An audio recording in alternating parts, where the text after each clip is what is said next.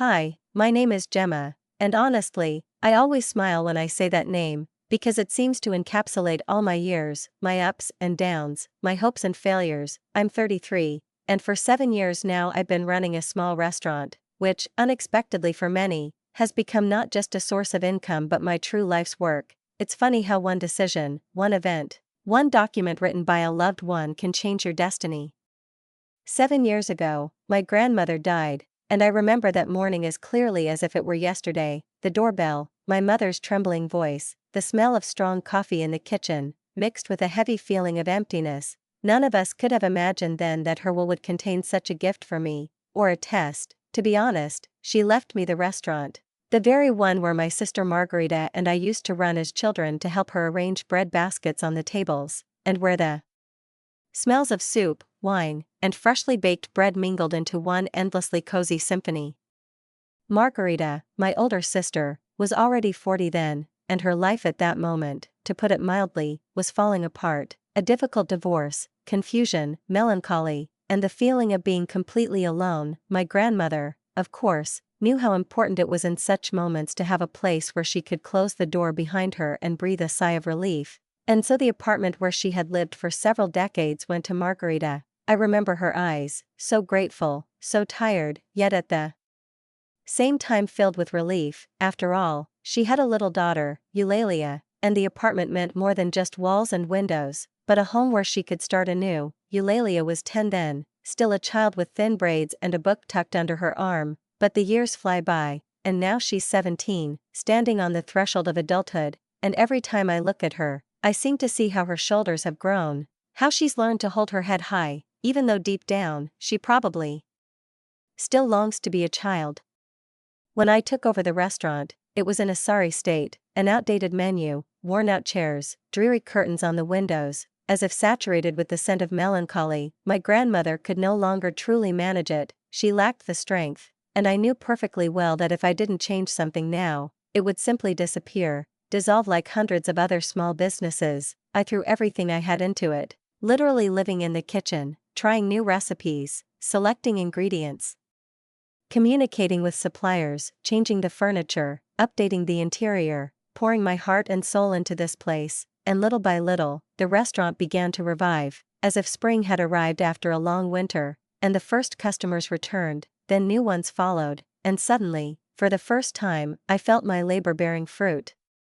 But as soon as the money started pouring in, my family immediately looked at me differently, and although I understand, they are my family, my lifeblood, my support, the expectation that I would share, as if it were a given, hung over us like an unwritten rule. For the first few years, I took it lightly, almost joyfully, because one thing resonated in my heart: family is the most important thing, and so, for 7 years now, I've been sending my parents $1,000 a month and Margarita $800 to help pay the bills, and it all became simply part of my budget, like rent or staff salaries. But it didn't end there. When Eulalia needed a new dress for school or a coat for the winter, I took her hand and led her shopping. When Margarita's washing machine broke, I silently ordered a new one and paid for delivery. When my parents were excited about a new television, I didn't even argue, I simply completed the purchase, and so it went. Whenever anyone in the family needed help, they called me. This year, Christmas arrived, as always, unexpectedly, even though I'd known the date well in advance, and, as usual, the whole family gathered at my parents' house. This house was always filled with the hubbub of voices, the smell of roast turkey and cinnamon, the ringing laughter of aunts, and quiet conversations in the corner.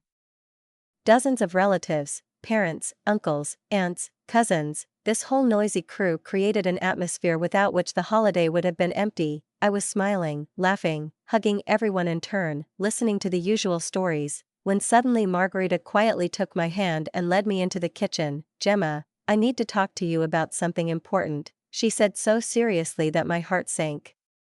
She reminded me, in 3 months, Eulalia would be turning 18. Her words sounded solemn and a little anxious. It truly was a milestone, a child becoming an adult, entering the world. "I want this day to be special for her," Margarita said, looking at me as if seeking confirmation. I nodded, smiled, and felt a warmth inside myself. Of course, I'd thought about it too, because my niece is like a daughter to me, and I wanted to give her something real, bright, and memorable. Yes, I also want this to be a day she'll never forget, I replied. Margarita smiled, but hers was strange, soft on the outside, but somehow tense inside. I'm so glad you said that, she whispered, and I sensed something else behind those words, some kind of resolution she was carrying within. And then my phone literally exploded with Christmas messages, friends wishing her well, restaurant customers writing warm words. I began responding automatically, reading and typing short replies, and when I finally looked up, Margarita was gone. She'd gone to someone else, leaving me with a growing feeling that this conversation was only the beginning of something bigger.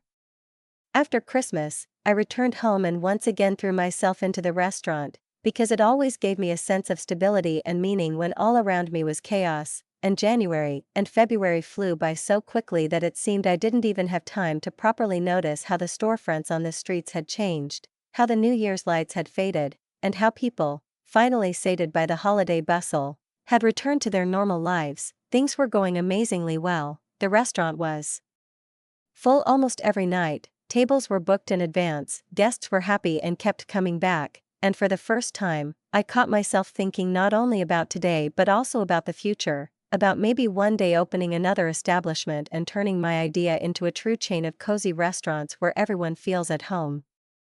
And then, about a month before Eulalia's birthday, as I was sitting in the office sorting through bills, a new letter in my inbox suddenly caught my attention. It was from Margarita. I opened it and, to my surprise, saw no congratulations, no questions, or even the long-winded disquisitions with which she sometimes liked to puzzle me, but just a few links, without a single word, without explanation, just a dry list of addresses and numbers. At first, I didn't even understand what they were, but when I clicked on the first link, I froze. Before me were ads for apartments for sale, prices ranged from $180,000 to $350,000, and I literally stared at the screen, feeling my heart take a strange leap, a mixture of confusion, irritation, and a kind of bewildered laughter.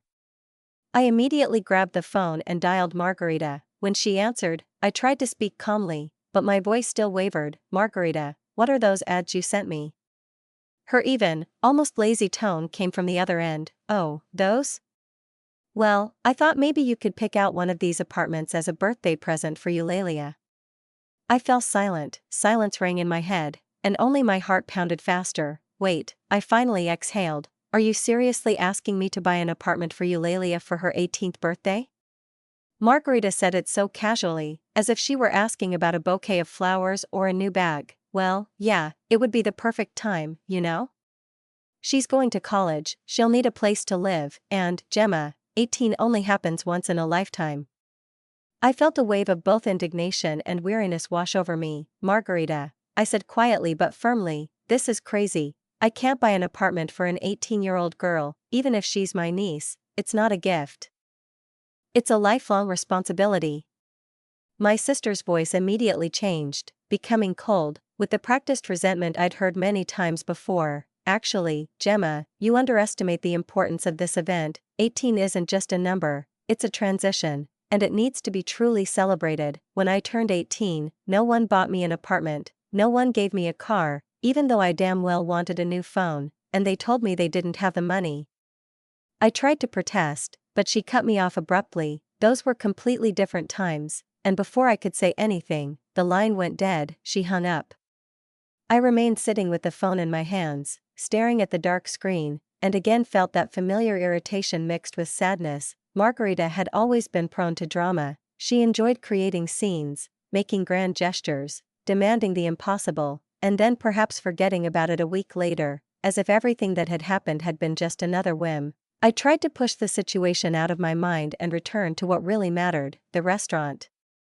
Spring was just around the corner, and the workload was mounting. Wedding reservations, summer menu planning, new vendor arrangements. I was drowning in my worries, but the thought of Eulalia's upcoming birthday kept nagging at me. I knew I needed a gift that would highlight the significance of the occasion, but also be sensible, useful, and truly needed. I pondered for a long time, researching options, and finally settled on a laptop, not a basic one, but a good, expensive one with powerful specs, perfect for college and one that would last her for years to come. I found a model for $3,000, and when I placed my order, I felt a real sense of relief. It was a gift with heart, a gift that said, I believe in you and I want you to succeed. The birthday party was to be held, as always, at my parents' house, and when I entered the familiar, warm home, it was already full of people, aunts, uncles, cousins, family friends, everyone laughing, drinking, sharing stories. I placed my carefully wrapped gift on the communal table,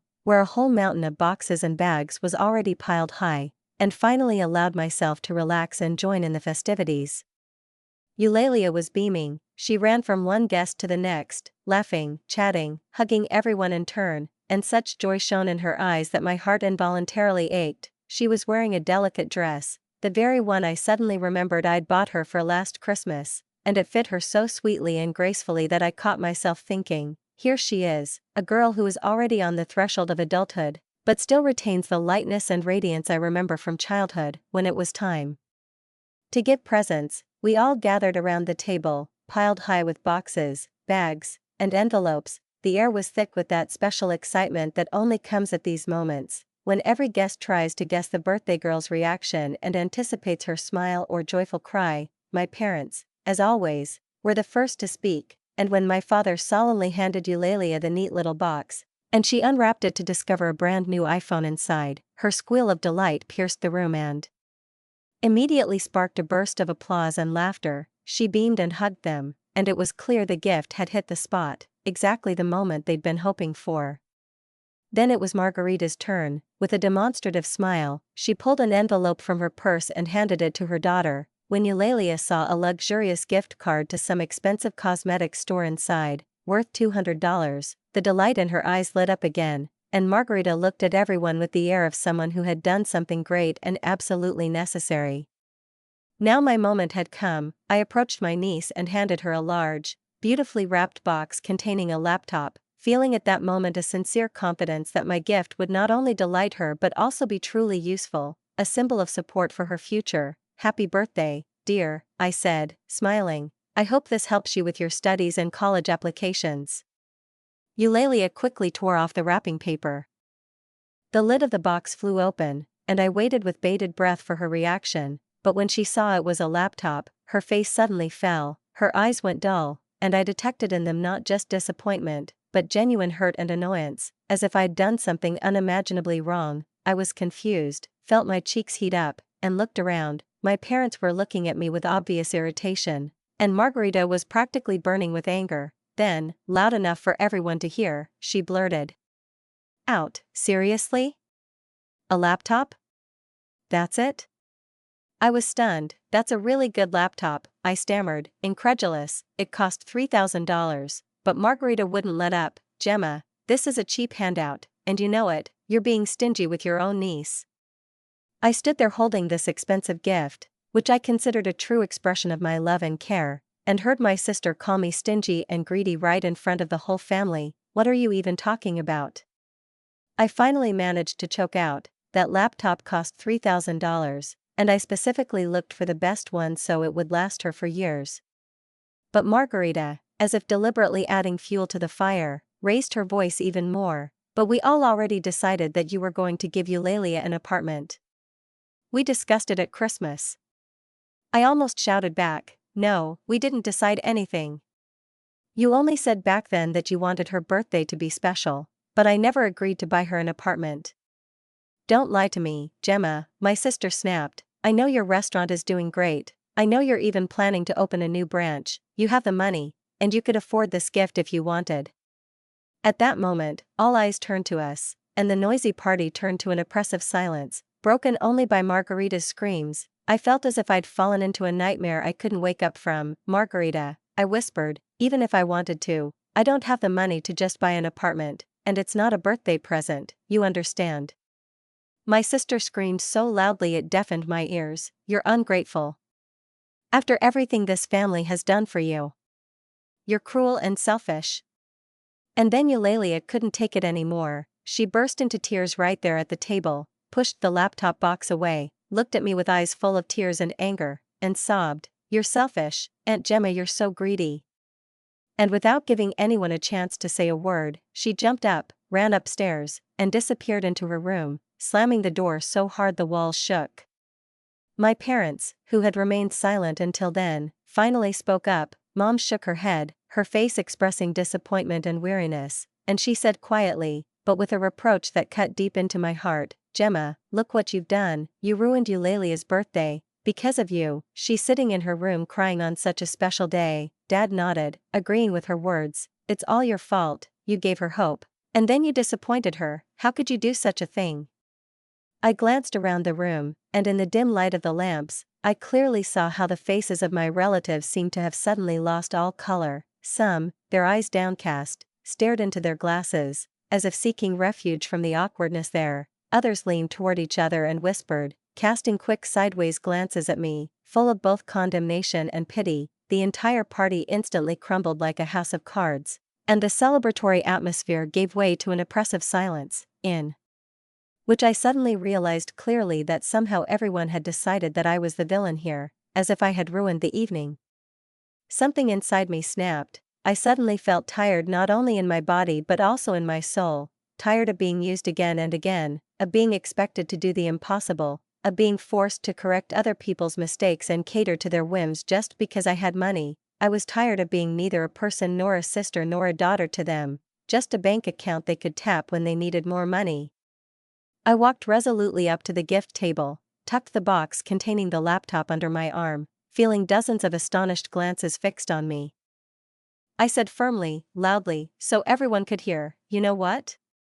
I'm taking this back, and you'll never get another gift, another cent, or another coin from me again." A sharp intake of breath echoed through the room, but I didn't stop. I turned and headed for the exit. I didn't look back when Margarita's shrill cries echoed behind me, demanding that I come back, explain myself, do as they wanted. I simply walked out of my parents' house without saying goodbye to anyone. My heart was pounding so hard I could hear it in my temples, my hands were shaking as I got behind the wheel of my car, and the drive to the apartment seemed endless. I felt empty and bitter inside, but at the same time, somewhere deep inside, I felt a strange liberation, as if I'd finally taken the step I'd been dreading all these years. As soon as I stepped through the door of my apartment, my phone literally lit up with calls and messages. Names flashed across the screen one after another. Mom, Dad, Margarita. They called endlessly, wrote messages, long and short, full of exclamations and reproaches. But I didn't read a single one. I simply deleted them all, one by one, until the screen was clear, and set the phone to silent mode, as if I'd also turned off the noise of their complaints and accusations. Then I sat down at my laptop and did something I probably should have done years ago, back when it all began. I opened a spreadsheet and started calculating, how much had I given my family since I inherited the restaurant. I began writing it down, $1,000 a month to my parents, $800 to Margarita, and so on for 7 years. The numbers added up, turned into lines, and in the end it turned out I was paying them $1,800 a month, which amounted to $21,600 a year. Over 7 years, the sum accumulated took my breath away, over $150,000 in regular transfers alone. But that was just the beginning. I remembered all the extra expenses, a new washing machine for Margarita, clothes and shoes for Eulalia, the furniture I bought for my parents, car repairs, the medical bills they asked me to pay, and so many other things that seemed trivial at the time. I added it up and realized that over those 7 years, the sum had approached $200,000, $200,000. I said it out loud and felt anger boiling inside me, because with that money I could have long ago expanded the restaurant, opened a second branch, invested in my future, bought my own home, finally afforded a life without constant stress. But instead, I was supporting a family who, as it turned out, saw me not as a sister, not as a daughter, not as an aunt, but simply as an ATM with an endless balance.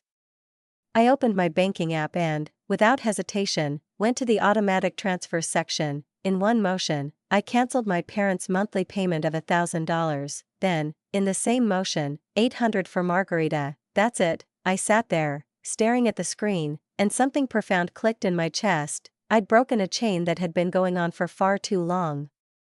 I took screenshots of the cancellation confirmations and immediately sent them to the family group chat, writing a short message, "No more monthly payments, don't contact me again." And then I turned off my phone, put it on the nightstand, lay down in bed, and for the first time in years, allowed myself to fall asleep without the feeling that tomorrow would bring another bill for simply being part of this family.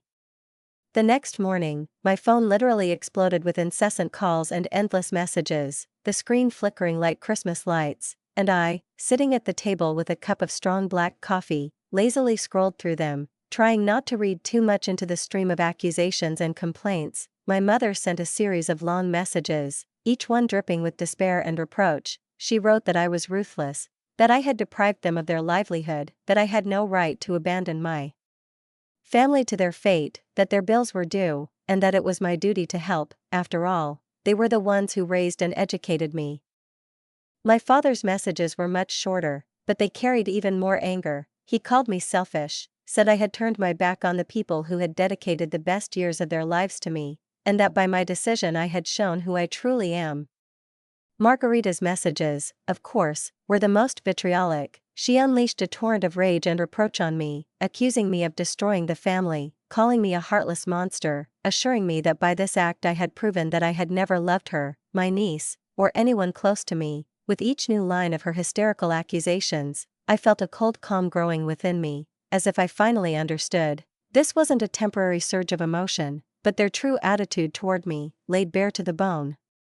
I opened the family group chat, typed a short reply, and without thinking, sent it. I don't want to talk to any of you anymore, please don't disturb me. After that, with an ease I didn't even expect, I blocked all their numbers, as if closing a heavy door behind which endless demands and blackmail remained. Only a couple of days passed, when, during the evening rush hour at the restaurant, at that hour when all the tables are occupied, waiters are running with trays, and the air is filled with the murmur of voices and the clinking of glasses, I suddenly noticed familiar figures outside the window. My heart sank when I recognized my parents and Margarita. They were walking toward the door with quick, determined steps. Their faces filled with cold determination. They burst inside, paying no attention to either guests or staff, and shouts erupted from the doorway, "There she is!"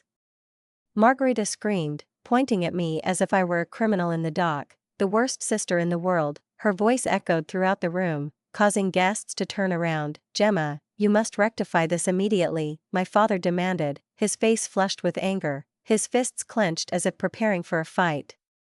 All my customers froze, some looking at me with curiosity, others with obvious bewilderment, and the employees froze, unsure of what to do. This was my place of work, my restaurant, my place of power, and here, in front of dozens of people, my family was trying to humiliate me, to destroy my authority.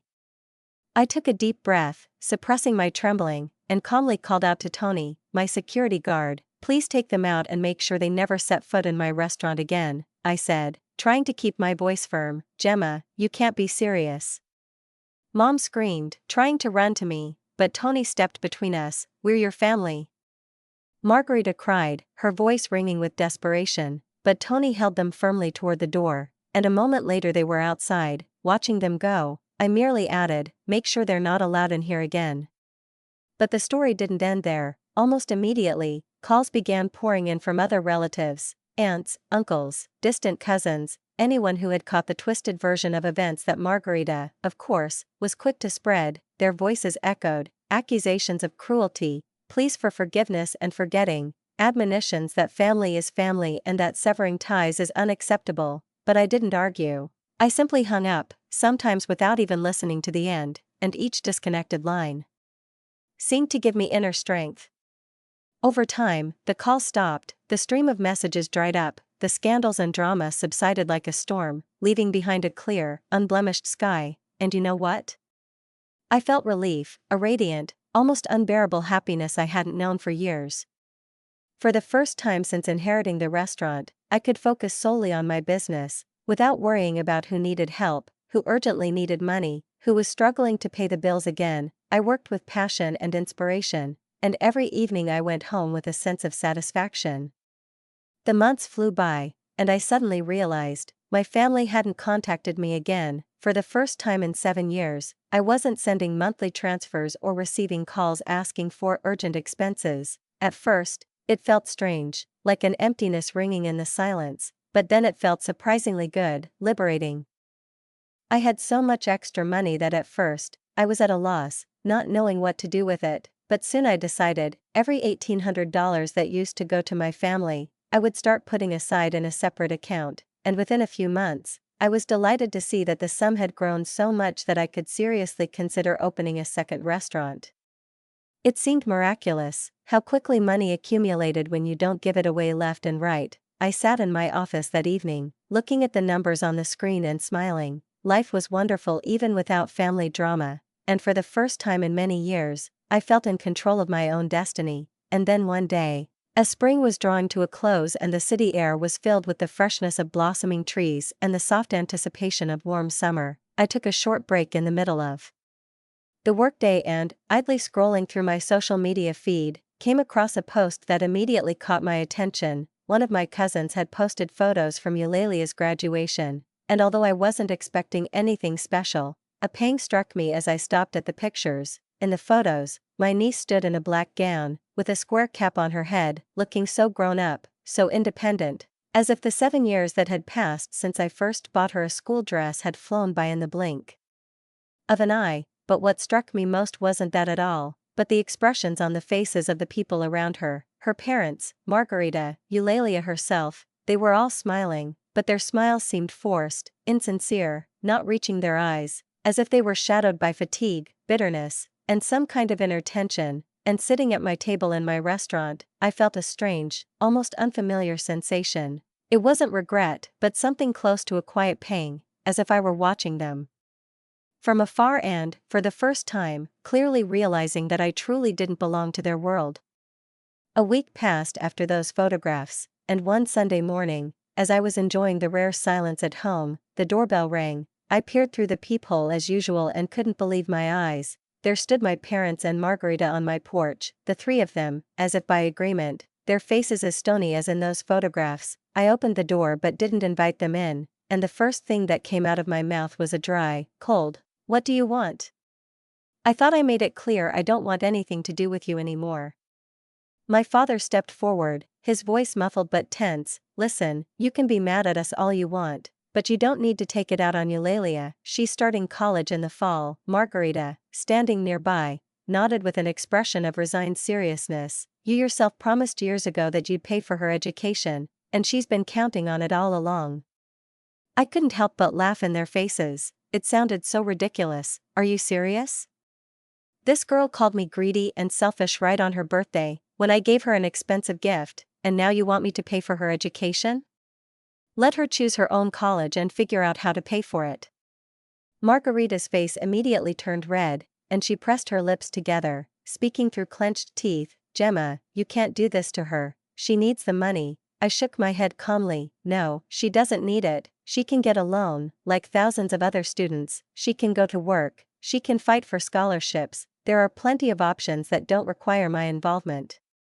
My father, scowling, clenched his fists, interjected, "But you have money. We know your restaurant is thriving." His words sounded like an accusation, but I didn't look away. "Yes, I have money, and now I'm using it to grow my business, not to feed people who treat me like trash." At that moment, Mom burst into tears, covering her face with her hands. "Gemma, please remember that we're family. Family doesn't act like that. Family doesn't abandon each other." I sighed and said with quiet bitterness, "Family doesn't call each other greedy and selfish. Family doesn't take $200,000 from my hand, take it for granted, and then demand an apartment on top of that. Is that family?"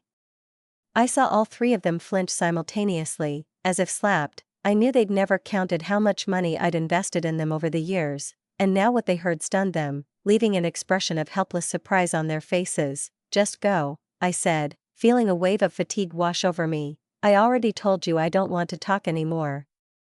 I closed the door in their faces and stood in the hallway for a few minutes, listening to them arguing animatedly and talking on my porch, their voices sometimes rising, sometimes breaking into tears, until they finally quieted down and left. I returned to the living room, sank into a chair, and for the first time in a long time, felt my decision final. After that, everything was quiet again. The whole summer passed without calls, without messages, without endless complaints and reproaches. I no longer knew what was happening with Eulalia, but I assumed she had somehow managed to arrange her affairs. Maybe she took out a loan, maybe she enrolled in community college, maybe she found a part-time job. Who cares? it wasn't my problem anymore. And the thought of it gave me an extraordinary feeling of freedom, as if I had finally regained the right to live for myself. One day in early September, as summer was slowly giving way to the crispness of autumn, I was sitting in my restaurant, enjoying a short lunch break, when I suddenly noticed Eulalia walk through the door. I recognized her immediately, but also felt a strange surprise. She looked different, more mature, more confident, even slightly thinner. And there was something new about her appearance that had nothing to do with me, since the clothes she was wearing weren't chosen by me or bought with my money. There was an inner maturity in her gait and the way she held her head that I hadn't noticed before. She approached the reception desk, slightly hesitant, and quietly asked if she could speak to me. I was stunned by her appearance, but curiosity overcame caution, and I nodded, telling my manager that I would take a short break. We settled into a corner table, away from the other patrons, where we didn't have to hide our expressions and could speak privately. "Hi, Aunt Gemma," she said, taking a deep breath, as if steeling herself for a long and important confession. "I wanted to apologize to you for what I said back then, at my birthday party, calling you selfish and greedy. It was terrible, and I'm ashamed. I'm so sorry." I honestly hadn't expected to hear those words from her, and something in my chest fluttered. "It's good that you understand," I replied quietly. "Thank you for telling me." She nodded and continued, a little hurriedly, as if afraid I'd interrupt. "I know you gave me an expensive laptop, and I acted like a spoiled child, demanding the impossible from you. I've had time to think it over, and now I realize how reckless it was. Who in their right mind expects their aunt to buy an apartment for an 18-year-old girl?"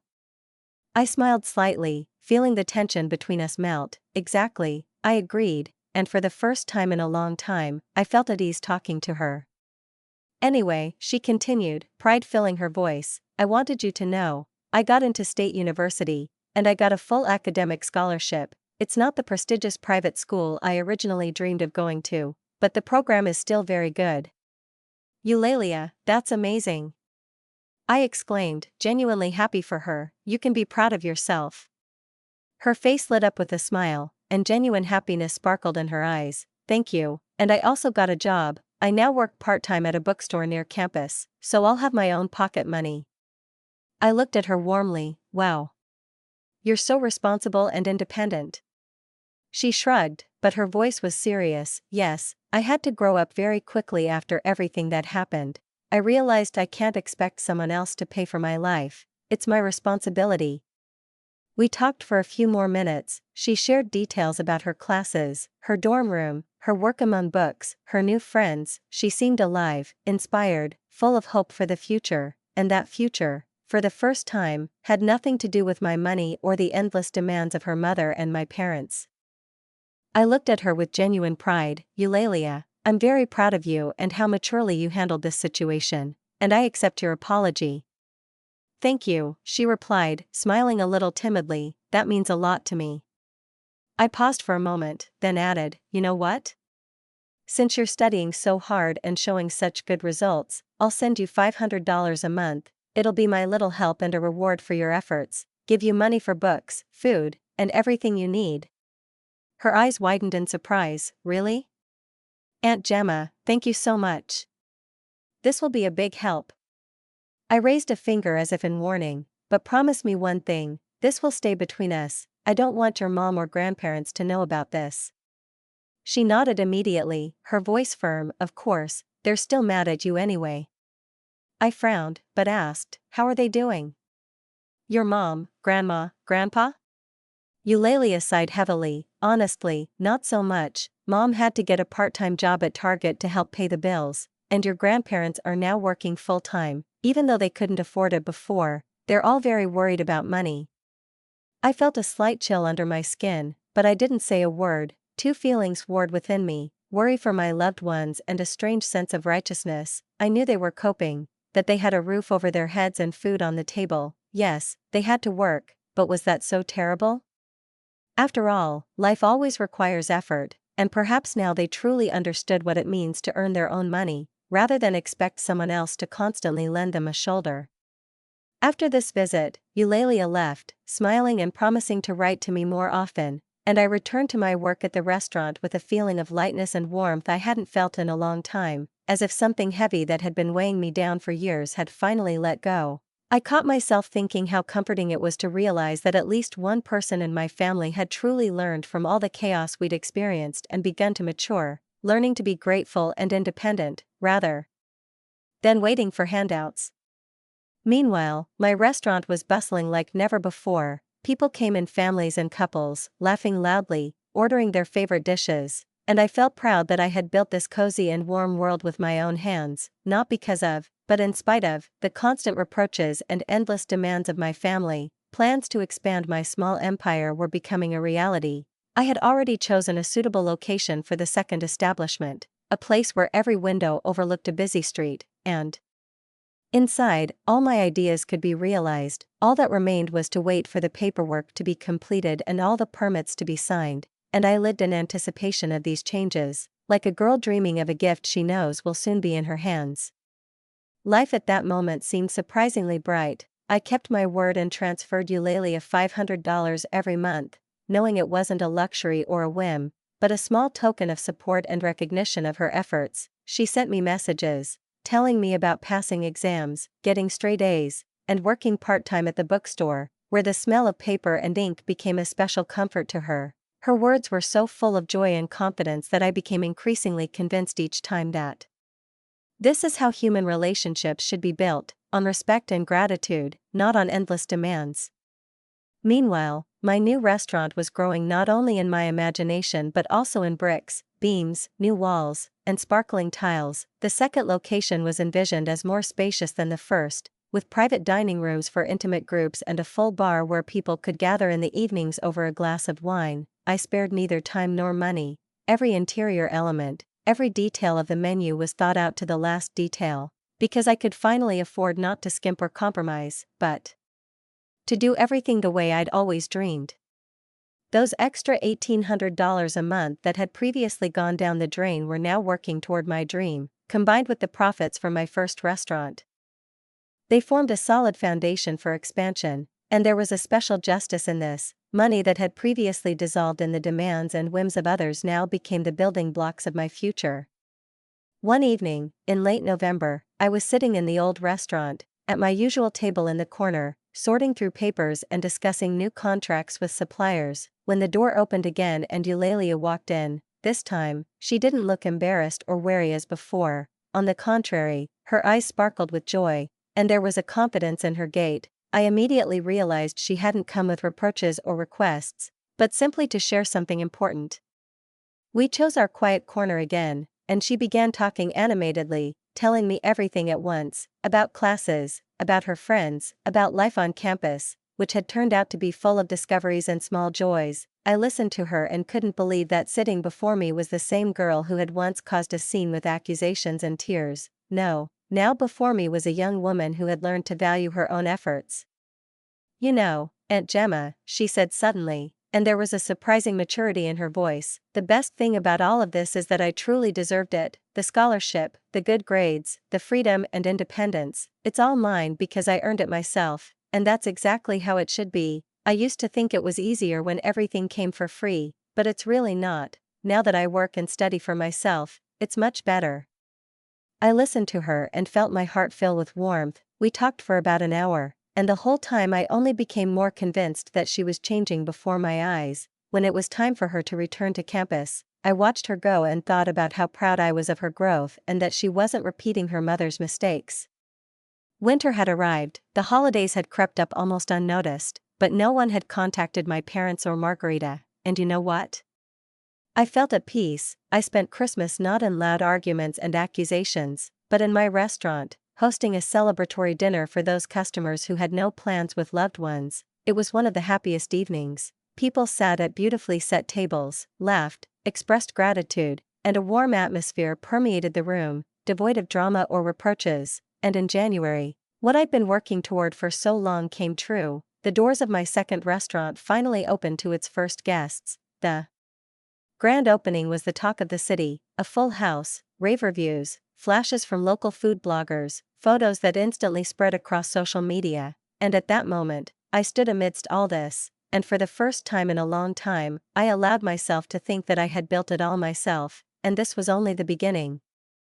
I hired a new manager, a smart and reliable person, to whom I entrusted all the little details of day-to-day operations, and this decision turned out to be the best one I've made in a while, because now I had the strength and freedom to divide my time between the two establishments and devote myself to each as I chose. Just a month after the second restaurant opened, tables were booked for weeks in advance, and I was amazed. It seemed like rumors about my cuisine were spreading faster than the wind. People were talking about the food, about that special warmth in the atmosphere, about the attentiveness of the staff, and all of this came together to form one harmonious picture of success that I had never even dared to dream of before. I caught myself remembering that distant day when I first entered my grandmother's small restaurant, tired, shabby, barely scraping by, and I realized that the path I'd taken had been long and difficult, but ultimately led me to a life where I could enjoy every day instead of fearing that everything would collapse tomorrow. Now I was earning so much that I wouldn't have believed it if someone had told me 10 years ago, and it was all the result of my hard work, my decisions, and my perseverance. One cold February day, I was at a new restaurant, training waiters, showing them how to properly hold trays, how to discreetly adjust cutlery on the table, and the importance of smiling at every guest. When my phone rang, Eulalia's name appeared on the screen. I picked up the phone, and her voice sounded worried. "Aunt Gemma, I need to tell you something." My heart sank. She hastily confessed that her mother and grandparents had found out about the money I was sending her. I immediately felt a chill run down my spine. "How did they find out?" I asked, and Eulalia guiltily explained that she'd left the bank statement at home, and her mother had accidentally seen it. "And what did you tell them?" I tried to speak calmly, though my insides were clenching. "It's true," she replied, "that you're helping me because I apologized and am trying to study, but now they're angry again, only this time not at me, but at you." I covered my eyes with my hand. "Are they blaming you?" I asked, and in response I heard a quiet, "Not really, they're more focused on you. Mom keeps saying it's unfair that you help me and not them." I sighed heavily and asked bluntly, "Eulalia, do you want me to stop sending you money?" "I don't want you to get into trouble because of it," she quickly retorted. "No, please don't stop. This money is very important to me, and I really work hard to earn it. It's not my fault they don't understand the difference." I nodded, though she couldn't see it, and said, "Okay, but if it ever gets too hard or awkward, just tell me, okay?" She promised, and we said goodbye.